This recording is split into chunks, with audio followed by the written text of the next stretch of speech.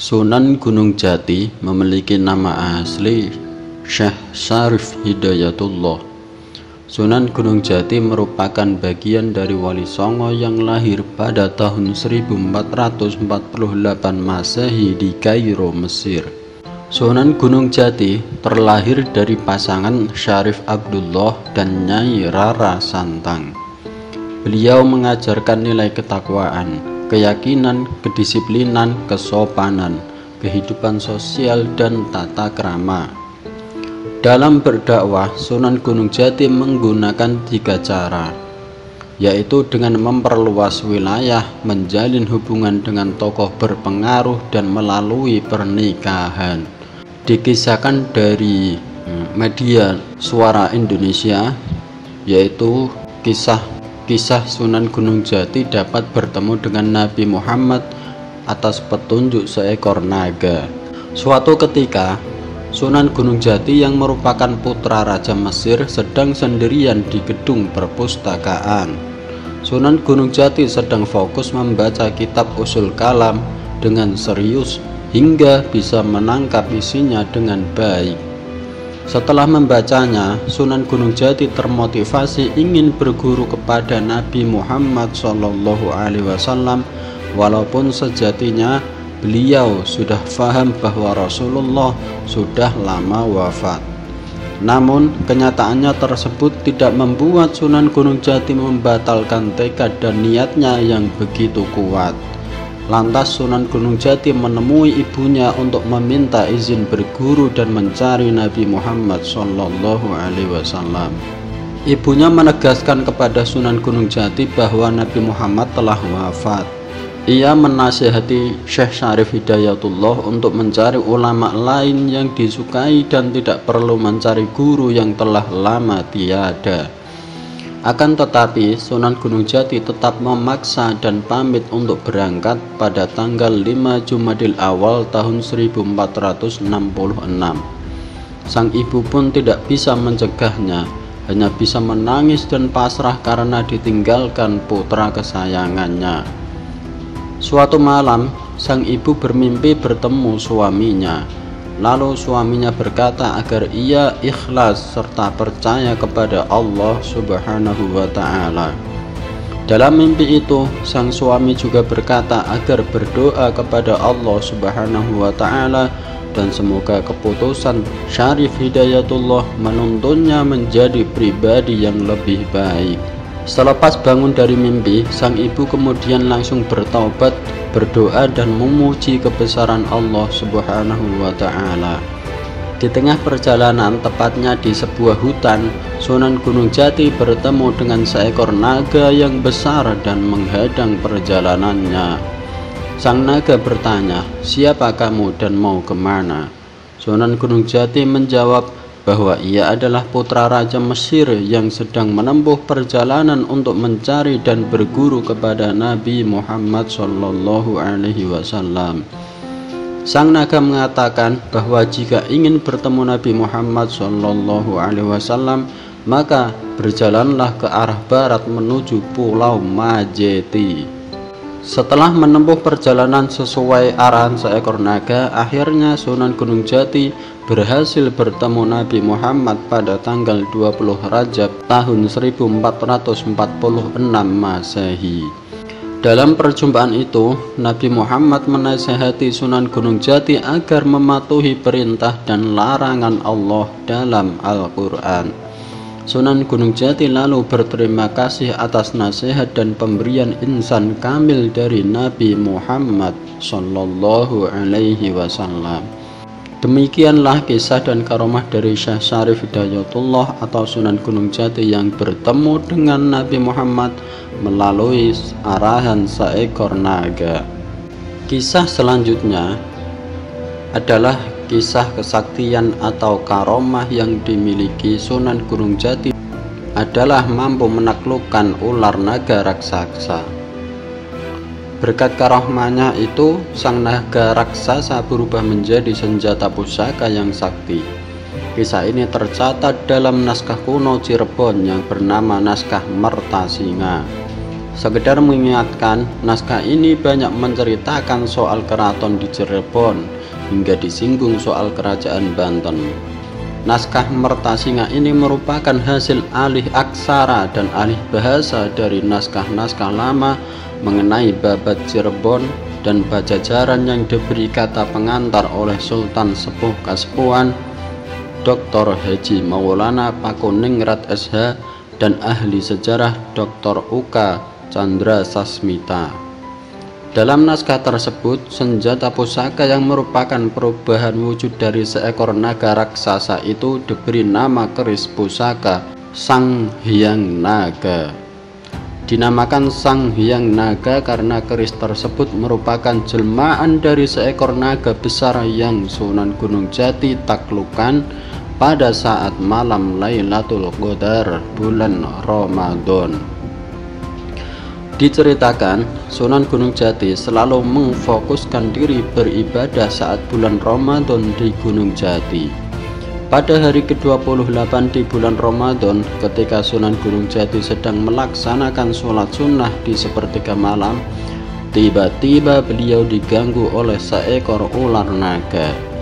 Ular naga raksasa tersebut berada di sampingnya, berupaya untuk mengganggunya, namun Sunan Gunung Jati tetap melanjutkan sholatnya. Setelah selesai sholat, ular naga raksasa itu tetap berada di sekitar Sunan Gunung Jati. Namun, lagi-lagi beliau tidak menghiraukannya dan melanjutkannya dengan berzikir. Namun, ular naga itu tetap saja mengganggu Sunan Gunung Jati. Maka setelah selesai berzikir, Sunan Gunung Jati menangkap ular tersebut dengan posisi kepala di bawah sementara ekornya diarahkan ke arah atas langit. Tiba-tiba ular naga raksasa yang dalam genggaman Sunan Gunung Jati berubah menjadi sebilah keris tanpa gagang dan werangka atau sarung. Setelah peristiwa itu, Sunan Gunung Jati pulang ke keraton. Di sana ia memerintahkan Ki Bengkok agar membuatkan gagang dan werangka keris yang baru saja Sunan Gunung Jati peroleh ketika salat di sepertiga malam bulan Ramadan. Dengan cepat Ki Bengkok menuruti perintah rajanya. Gagang keris yang dibuat oleh Ki Bengkok berbahan kayu kemuning, sementara werangkanya terbuat dari kayu khuldi. Pada saat salat Idul Fitri dilaksanakan, Sunan Gunung Jati membawa keris itu dalam pinggangnya. Keris itu kemudian dinamai oleh Sunan Gunung Jati dengan nama keris Sang Hyang Naga, karena keris tersebut mulanya berwujud seekor naga besar. Konon kemudian keris Sang Hyang Naga dijadikan sebagai pusaka pribadi oleh Sunan Gunung Jati. Keris ini dalam catatan yang lain disebutkan sangat bertuah. Bahkan keris inilah yang nantinya digunakan oleh Sunan Kudus untuk mengeksekusi mati Syekh Siti Jenar. Diceritakan pula pada pupuh naskah Mertasinga bahwa suatu hari Sunan Gunung Jati pergi bertafakur sambil membawa keris Sang Hyang Naga ke Gunung Jati. Selain itu, Sunan Gunung Jati juga sempat menulis surat di Gunung Jati dengan menggunakan daun sebagai kertasnya. Surat itu ditujukan kepada anaknya di Banten yang isinya meminta Sunan Subakingkin agar menyuruh cucunya yang bernama Kapil, nama panggilan untuk Maulana Muhammad, untuk pergi menunaikan ibadah haji, sebab dialah yang kelak akan menjadi raja. Surat itu dibawa terbang oleh keris Sang Hyang Naga menuju Banten. Keris itu terbang dengan cepat, cahayanya terang bagaikan daru atau bintang jatuh di tengah malam. Sesampainya di Banten, keris itu turun di Istana Banten. Semua yang ada di dalam puri terkejut melihatnya. Mereka mengira bahwa ada bintang jatuh. Keris tersebut jatuh di hadapan Pangeran Subakingkin. Dengan penuh ketakjuban, Sunan Banten melihat keris yang jatuh di hadapannya itu. Dia mengetahui bahwa itu adalah keris Sang Hyang Naga milik ayahandanya. Segera surat itu dibacanya yang isinya minta agar cucunya disuruh naik haji. Dikabarkan saat itu juga Sunan Banten langsung membalas surat tersebut dan menyatakan akan melaksanakan perintah Sunan Gunung Jati. Surat balasan itu juga kembali dibawa terbang oleh keris Sang Hyang Naga. Setelah mendapat surat balasan dari anaknya, singkat cerita, Sunan Gunung Jati yang masih berada di Gunung Jati dan sudah berusia 120 tahun dikabarkan meninggal dunia. Sunan Kalijaga segera memberitahukan berita duka cita itu kepada seluruh sanak keluarga. Tak lama para santri dan para sanak saudara semua menangis dengan sedihnya. Mereka bingung ketika mengetahui bahwa jenazah Sinuhun telah tiada. Dikabarkan jenazah Sunan Gunung Jati dibawa para malaikat ke langit. Ketika Sunan Kalijaga, Syekh Datuk Khafi dan Pangeran Makhdum tiba di Gunung Jati, mereka hanya melihat wangkingan atau ikat pinggang dan jubah Sunan Gunung Jati saja. Lalu Sunan Kalijaga segera menyingsingkan lengan bajunya untuk menggali liang lahat.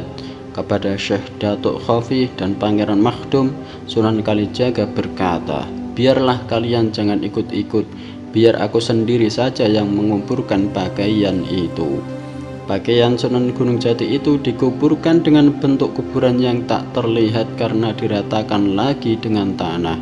Hanya tandanya ialah bahwa tak akan ada daun yang jatuh ke atas kuburan ini. Sementara saat Tubagus Pase datang ke Gunung Jati bersama para sentana mantri, mereka menemukan keris Sang Hyang Naga dan tasbih milik Sunan Gunung Jati. Keris pusaka itu menggelantung di udara, merah membara bagaikan bintang jatuh, sedangkan tasbihnya kemudian segera dikuburkan. Tempat itu kemudian direka-reka menjadi berbentuk makam. Sementara Nyimas Putri Jangkung kemudian tinggal di sana menunggui kuburan suaminya dengan penuh kasih sayang.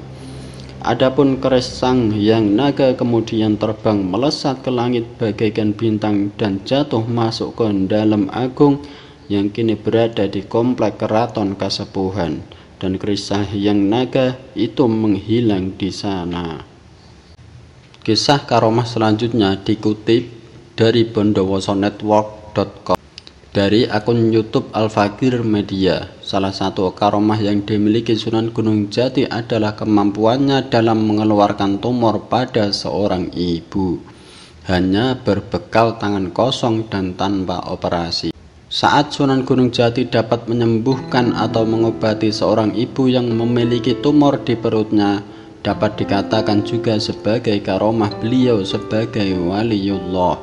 Dikala itu ada sepasang suami istri yang berselisih karena adanya sebuah keganjilan. Sang suami tersebut sangat curiga dengan istrinya jika istrinya hamil dengan orang lain.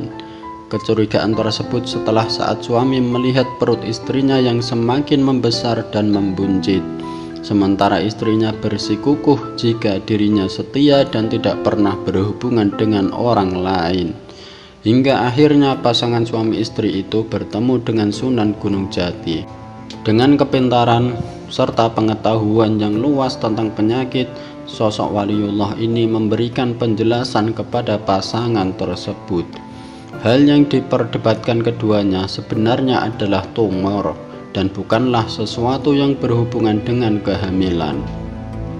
Selanjutnya, dengan berdoa kepada Allah Subhanahu wa Ta'ala, Sunan Gunung Jati mengobati ibu tersebut tanpa adanya proses operasi. Hanya dengan tangan yang diletakkan di atas perut wanita itu atas izin dan kuasa Allah Subhanahu wa Ta'ala, tumor yang berada di perut ibu itu bisa dikeluarkan.